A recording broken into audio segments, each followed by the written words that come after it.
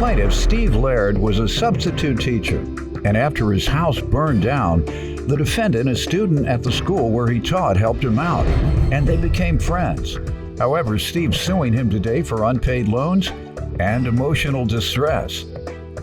Defendant J.T. Miller says he grew up in a small town, riddled with drugs and crime, and he wanted to go down a different path.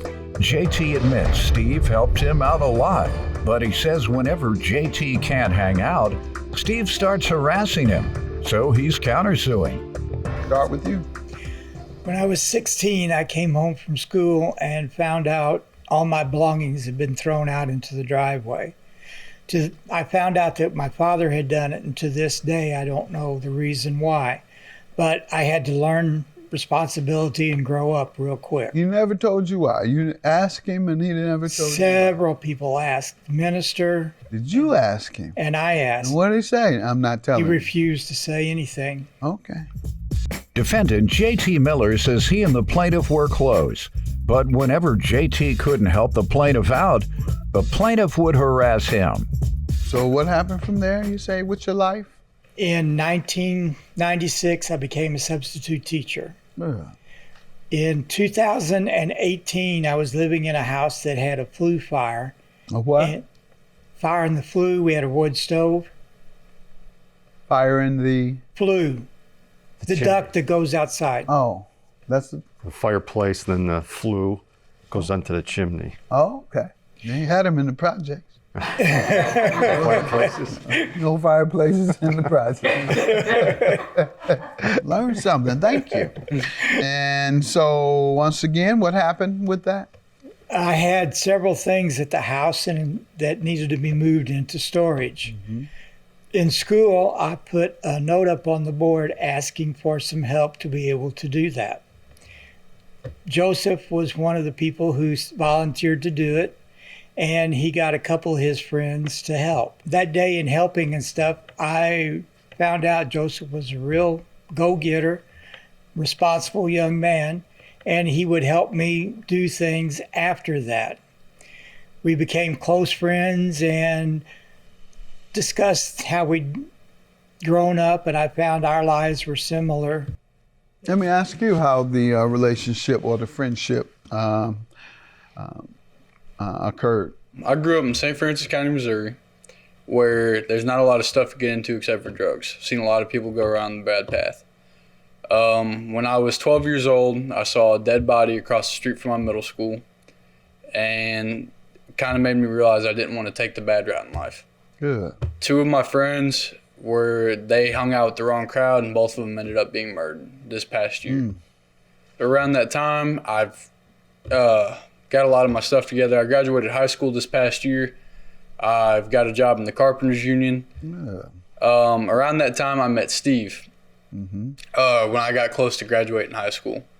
Steve actually helped me with a lot of stuff, gave me advice in life, and I started helping him anything from his apartment. He was moving out of his apartment, moving out of the house that had burnt down, going to doctor's appointments, anything. Volunteer or was he paying you?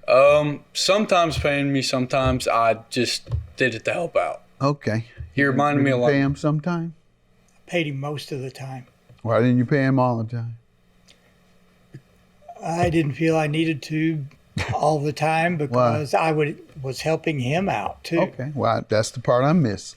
So how did you begin helping him? I helped him get his bank account. There you go. I took him to get his driver's license and his driver's test. I helped him get his first car. You're saying in terms of advice and maybe going with him to do it?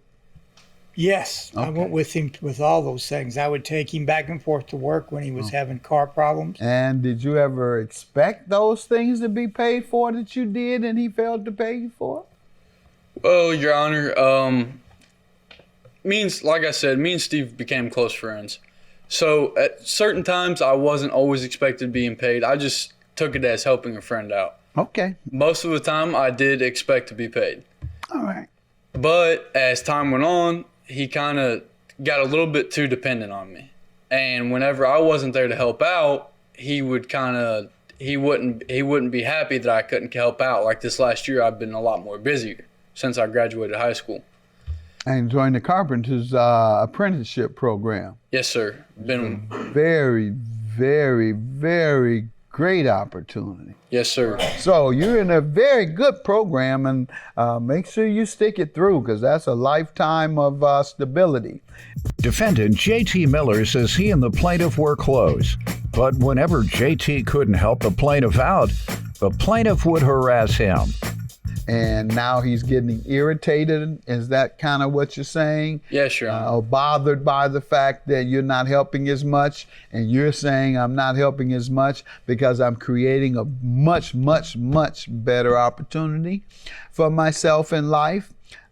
Sir, go the ahead. Irritation the irritation I would have when I would be irritated is Joseph would tell me he's coming to help me.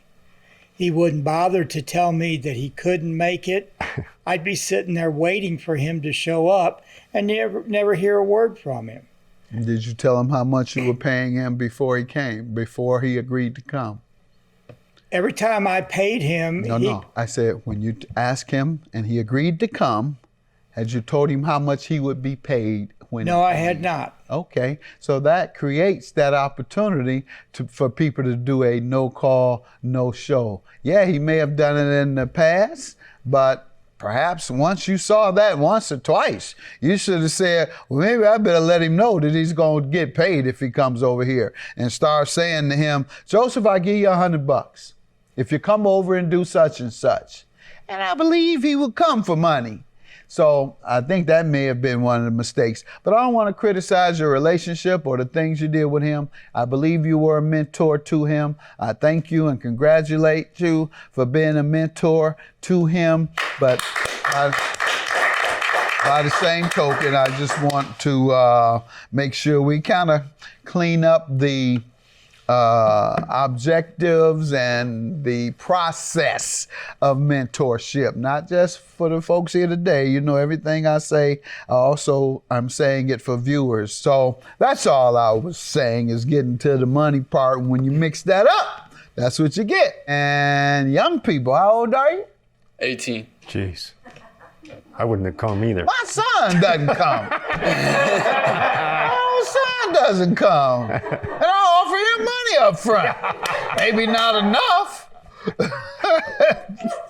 I was trying to think. Probably in the last 2 weeks. He claims it was a misunderstanding, but I believe it was very clear that we're gonna meet at 7:30. I thought you said we might. So 18, and he's 30. He's 30. So 18-year-olds, sir. Let's hear about the loan. In 2019, July, he wanted to go down to see his father in Tennessee. He asked me if he could borrow $100 so that he would have some money to go down there on that trip. I even drove him halfway down to Tennessee so he could meet his father. In 2020, July, again, he wanted to go see his dad, and he asked to borrow $180 that time. Both times he said that he would pay me back. You know, I'm good for it. I'll pay you when I get back home. He has said during his job several times when I would take him back and forth to work, he said, how about if I take $100 out of my paycheck and pay you? Never happened. What's the emotional distress for? I'm a substitute teacher on disability, and so every dollar counts. And I'm just tired of hearing, I don't have the money, I'll pay you back later, even though he is making money. I think I'm a bill, he should be paying me. I agree. I'm with you 100% on that. Defendant J.T. Miller says he and the plaintiff were close, but whenever J.T. couldn't help the plaintiff out, the plaintiff would harass him. Young man, what did he say? What do you say? Your Honor, since I was 17, I've had my own place, and it's been hard doing things on my own. But I do plan on paying the money back, and I have told him that. But the only time this money gets brought up is when I don't have time to help him. Now, when I have time to help him and I'm over there doing things for him, it's completely out of the picture and it's not a big deal at the time. But as soon as I don't have time to go over there and I'm working a lot, he tends to get more mad about it and come to my house and be yelling about it and stuff That's like your counterclaim for harassment? Yes, Let sir. me know the specific instances that you think you should get a judgment for. Came over there talking about the money, and my girlfriend was outside. He showed up, or had he told you, I'm coming over to talk to you about it? I don't remember. Okay. He might have texted me. I don't remember. Came over. But he came over and was already mad. And when he banged on the door, I thought that something was wrong or that I didn't know who it was because it was a loud bang. You ever had the cops knock on your door? Real loud? Yes, I know about police not being as polite as you might expect. Yes, sir. So that's what he sounded like, the police banging Knocking on the door. And my girlfriend was outside and my little sister, she lives with me, so she was in the house. So all three of us come going to the door. My girlfriend's taking the dogs out. He's outside yelling. Usually, if he's bad enough where he's yelling, I'll just say, listen, Steve, just don't. Usually, how often does he have to yell at you? Every once in a while. Go ahead. Well, He's 18 years old. Good point.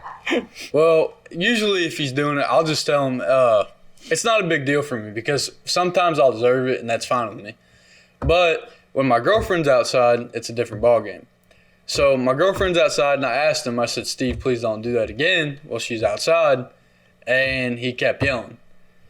So I just went back inside and left it alone, but that's just one example for you right there.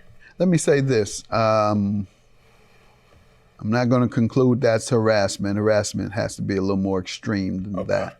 But I want to make the observation that being a mentor is not something a lot of people do. You don't have a lot of mentors in life.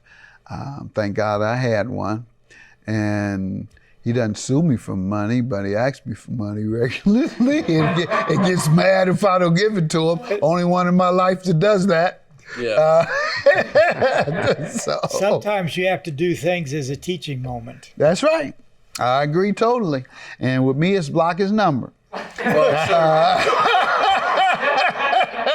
Well, sir, he also calls and texts my phone a lot.